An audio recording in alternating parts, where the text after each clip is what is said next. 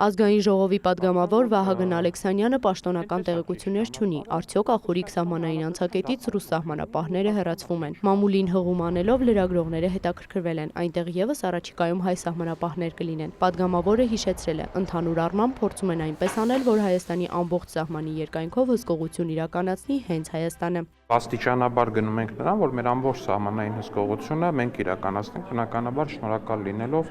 այդ թվում եւ Ռուսաստանի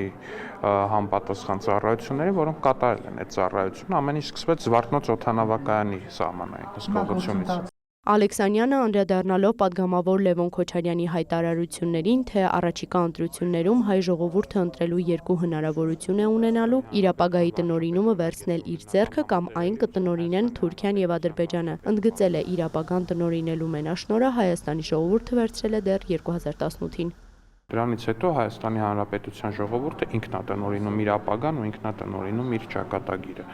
Ու այլևս հետընթաց դեպի իրանց երանելի ժամանակները Հայաստանի Հանրապետությունում երբեք չի լինելու, բայց ինչ վերաբերում է այդ արտաքին տնօրինումներին եւ մնացածին, եթե Հայաստանում կամ առհասարակ աշխարհում ինչ որ մի հատ sense արձան դնեին, որպես կոթող դրսից կառավարվող ինչ որ ղեկավարների, ինձ թվում է պարոն Քոչարյանը, Հայր Քոչարյանը այդ արձանի բնորդը լինելու շատ մեծ հավակնություններ պիտի որ ունենար։ Պատգամավորից հետաքրքրվել են, թե ինչու իր կարծիքով մեր ձևով շարժման ներկայացուցիչ Նարեկ Կարապետյանը չի գնում իր հետ բանավեճի։ Ալեքսանյանը կարծիքը հայտնել, թե նա վախեցել է։ Առհասարակ գիտեք, որ Սամվել Կարապետյանն էլ իր էությամբ քաղաքականապես է շեշտում են վախկոտ մարդ է, որովհետև երբ որ օրինակ Ռուսաստանում էր 44 օրյա պատերազմներ, այդ մարդը մեծ հայտարարություն տարածեց, որ օրինակ կարող տարածել Շվեյցարիայի ԱԳՆ-ն, այտենց երկու կողմերին կոչ արեց գնալ ու նստել բանակցությունների սեղանին, որ երկու կողմերին, այտենց ոչ մի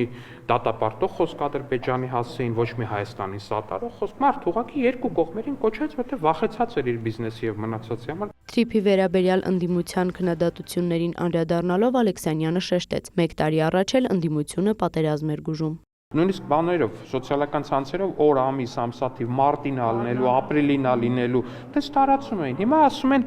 դե գիտեք ինչ, այդ թրիփը, որ ստորագրել եք, դրա 3-րդ տողի 4-րդ միջակետի 5-րդ ստորակետից հետո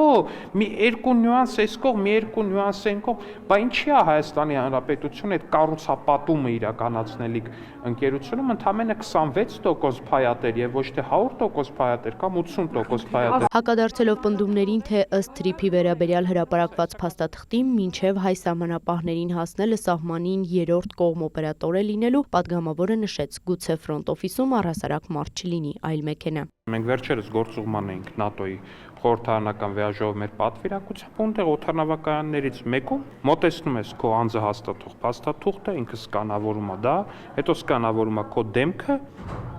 ու այդ գործառույթը, որը պետք է մարդը սենց իրականացնի, այդ մի սարքը իրականացնում է։ Մյուսը բեռների սկանավորումը, այդ արդեն ամբողջ աշխարհում շատ ընդունված բան է, որ բեռները սկանավորում են սարքերի միջոցով։ Ես նկատում եմ, կարա եւ այդպիսի տարբերակ լինի, որտեղ առհասարակ առանց ազգության ռոբոտներ ու մեքենաներ լինեն այդ տարածքում, ու դա հիմա տենց ինչ որ մի քրիտիկական խնդիր չի, դա հակառակը առաջընթաց է, որին պետքա գնալ եւ ոչ թե որից պետքա խուսափել։ Լրագրողները նաեւ հետաքրքրվեցին, թե արդյոք Հայաստանը պատասխան ստացել է Ռուսաստանից երկաթգծերի վերականգնման առաջարկի մասին։ Այդ ժամանակ երբ մենք հետաքրքրվել էինք, պատասխան դեռ չկար, հիմա չգիտեմ գուցե եղել է, բայց եթե լիներ կիմանայինք մյուս կողմից,